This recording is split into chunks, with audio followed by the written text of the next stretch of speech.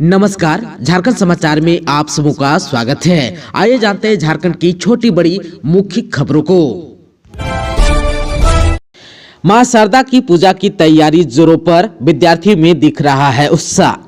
मां शारदा की पूजा की तैयारी जोरों पर है। विद्या की देवी मां शारदा से आशीर्वाद पाने की आकांक्षा रखने वाले विद्यार्थी वर्ग में खासा उत्साह है। इस बार बसंत पंचमी 26 जनवरी को है। इसे लेकर शहर और आसपास के कई क्षेत्रों में विशेष उमंग और उत्साह है। बाजार में चहल पहल शुरू हो गई है। छोटे छोटे बच्चे घर घर घूमकर चंदा इकट्ठा करने में लगे हैं। चौक चौराहों पर युवा गाड़ियों को रोककर चंदा इकट्ठा कर रहे हैं। मूर्तिकार भी मां सरस्वती की प्रतिमा के रंग रोगन का काम शुरू कर चुके हैं। 2 वर्ष के बाद इस वर्ष बसंत पंचमी में मूर्तिकारों की उम्मीदें काफी बढ़ी है। उन्हें उम्मीद है कि कोविड काल के नुकसान की भरपाई इस बार जरूर होगी, क्योंकि इस बार प्रतिमाओं की बुकिंग भी मूर्तिकारों के पास काफी हो रही है। स्कूल, कॉलेज और हॉस्टल सहित शिक्षण संस्थानों से मूर्तिकारों को ऑर्डर मिल रहा है। मूर्तिकार भी काफी खुश हैं।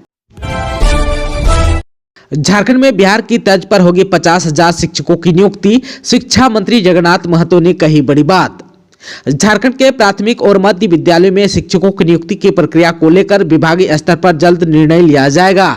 इसके लिए बिहार, पश्चिम बंगाल और दिल्ली की शिक्षक नियुक्ति नियमावली की जानकारी जुटाई गई है। शिक्षा मंत्री जगन्नाथ महतो ने इन राज्यों की नियुक्ति प्रक्रिया की जानकारी मांगी थी। उन्होंने विभागीय अधिकारियों से इस संबंध में विचार विमर्श किया है। संकेत है कि झारखंड सरकार बिहार की नियमावली को ही यहाँ भी नियुक्ति का आधार बनाएगी। इस माह के अंत तक इस संबंध में निर्णय लिया जाएगा। इसके बाद झारखंड में भी बिहार के आधार पर पंचायत स्तर पर 50,000 पदों पर शिक्षकों की नियुक्ति का रास्ता साफ हो जाएगा। इसके लिए आरक्षण रोस्टर क्लियर किया जाएगा। शिक्षा मंत्री ने कहा कि झारखंड के युवाओं के हित को ध्यान में रखकर यह नियुक्ति होगी। राज्य के निजी विश्वविद्यालयों की अब जांच होगी शुरू। विधानसभा ने बनाई 5 सदस्यीय कमेटी। स्टीफन मरांडी करेंगे लीड। जल्द होगी पहली बैठक। विधानसभा के शीतकालीन सत्र में निजी विश्वविद्यालयों के नियम विरुद्ध संचालन पर हुए बहस के बाद उनकी जांच की बात की गई थी। अब राज्य के निजी विश्वविद्यालयों की जांच की जाएगी। झारखंड विधानसभा अध्यक्ष रविंद्रनाथ महतो ने विधानसभा की ओर से 5 सदस्यीय कमेटी गठित कर दी है। 5 सदस्यीय यह कमेटी सभी निजी विश्वविद्यालयों की जांच करेगी।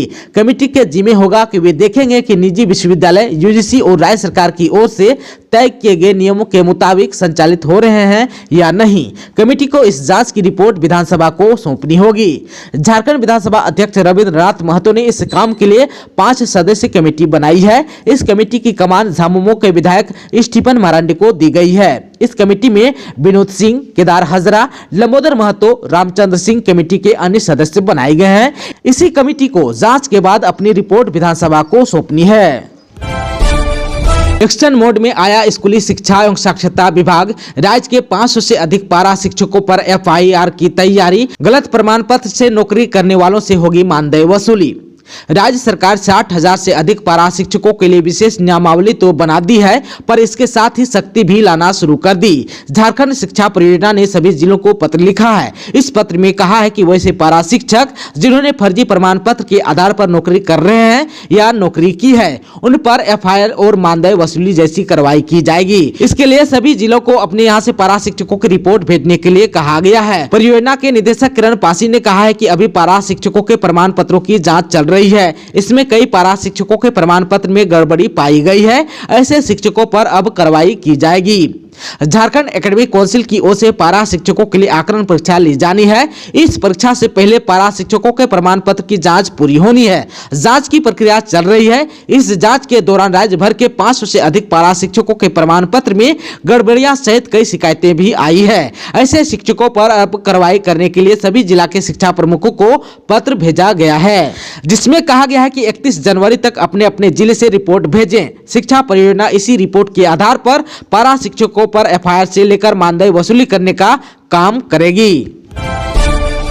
जैक लेगा मॉडल स्कूलों का एडमिशन टेस्ट। 89 मॉडल स्कूलों की क्लास 6 में एडमिशन के लिए 26 फरवरी तक करें आवेदन। 9 अप्रैल को होगी परीक्षा। राज्य में चल रहे 89 मॉडल स्कूलों के एकेडमिक ईयर 2023 में एडमिशन के लिए नोटिफिकेशन जारी कर दिया गया है। इन मॉडल स्कूलों में अंग्रेजी माध्यम से पढ़ाई होती है। यह स्कूल गैर आवासीय होंगे। इन स्कूलों के क्लास 6 में एडमिशन के लिए Jharkhand academic counselling admission test लेगा। एडमिशन टेस्ट में शामिल होने के लिए 3 फरवरी से 26 फरवरी तक फॉर्म भरे जाएंगे।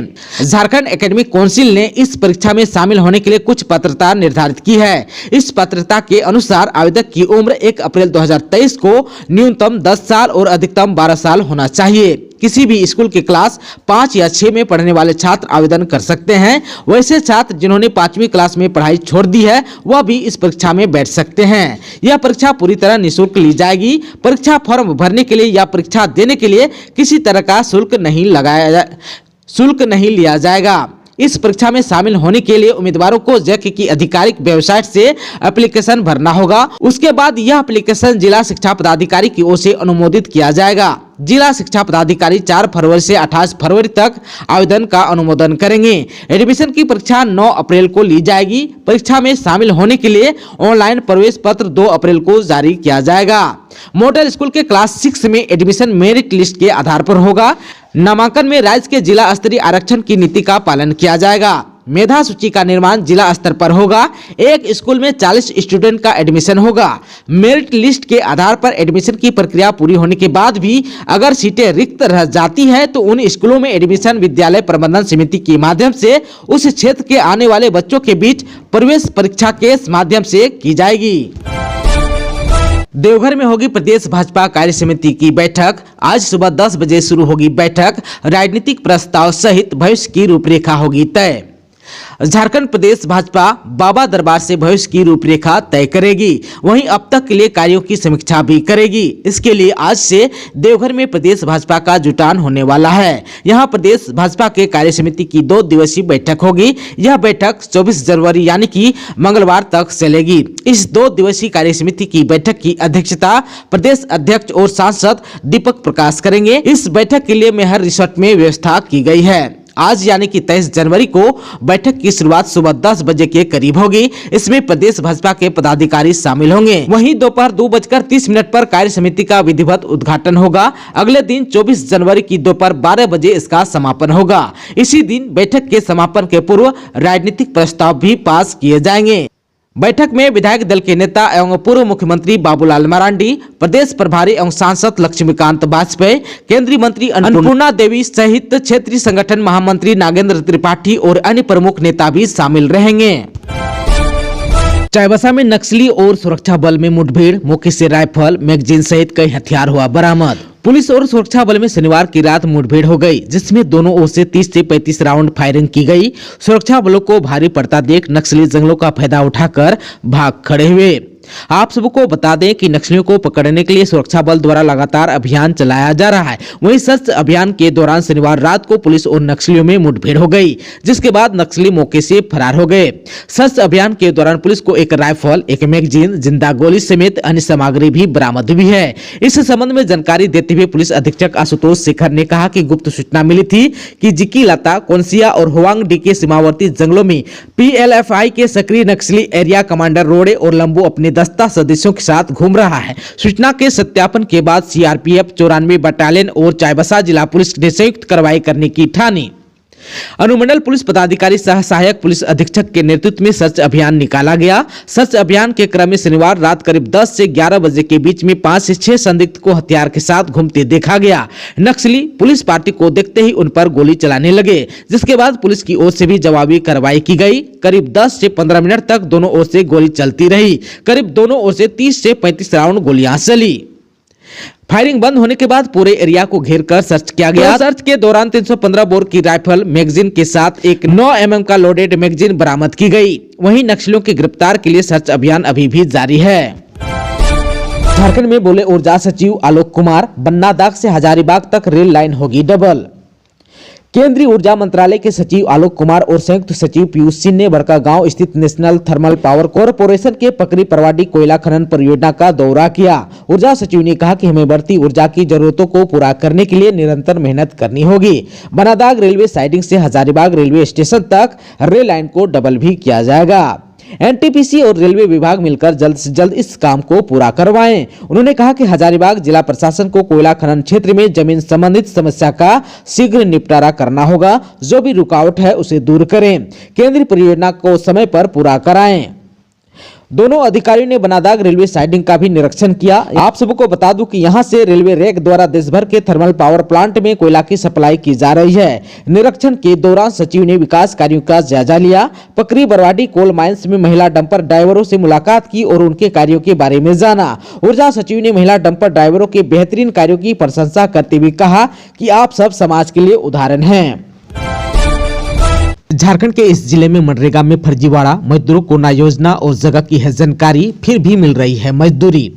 महात्मा गांधी राष्ट्रीय ग्रामीण रोजगार गारंटी अधिनियम यानी कि मनरेगा के तहत निबंधित जॉब कार्डधारी मजदूरों को बिना काम के ही मजदूरी का भुगतान हो रहा है। मजदूरों को पता नहीं कि किस योजना में उनको काम मिला है और कहां कार्यस्थल है। बस जब मजदूरी भुगतान की बारी आती है तो बिचौलिया एवं सीएसपी संचालक उनके घर पहुंचकर अंगूठा लगवाते हैं। मजदूरी मद में जितना भुगतान बनता है उसका 10% राशि देकर शेष राशि ले लेते हैं। यह काम धड़ल्ले से चल रहा है, सबको पता है, लेकिन यहाँ बिचौलियावाद पूरी तरह हावी है।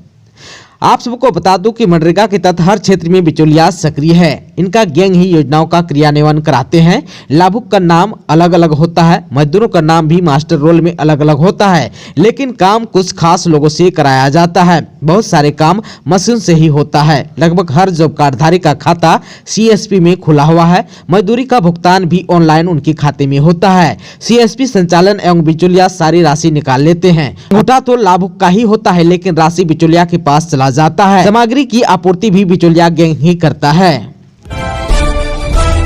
दोस्तों, अभी तक आपने चैनल को सब्सक्राइब नहीं किया है तो प्लीज चैनल को सब्सक्राइब कर बेल आइकन को प्रेस कर दीजिएगा ताकि खबरों का अपडेट आपको मिलता रहेगा। इसके साथ ही आज के खबरों में बस इतना ही। हमें दीजिए इजाजत। नमस्कार।